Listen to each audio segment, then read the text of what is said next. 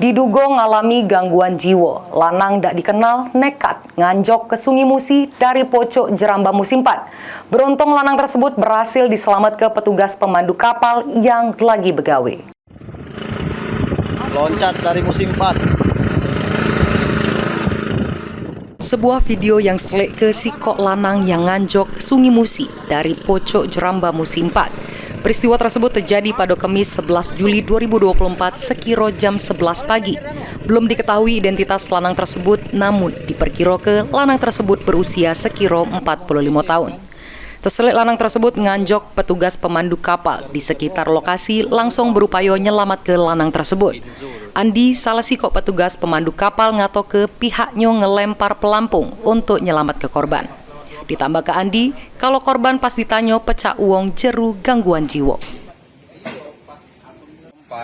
Lompat itu posisinya di balik sebelah ilir ya. Hanya di sebelah ilir tadi.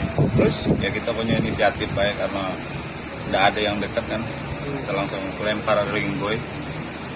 Dia naik. Terus ya, pas ditanya tadi memang agak macam mana ya, agak kurang, agak lebih lah, agak linglung macam itu. Itu ya. Jam berapa tadi, Kak? Keterangan pun ya, jam 11:12 lah.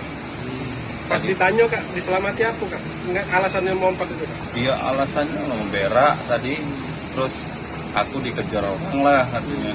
Ngelantur, Kak, ya? Terus iya ngelantur, tidak jelas omongannya. Minta turunin di kampung Dermaga Al-Munawar itu.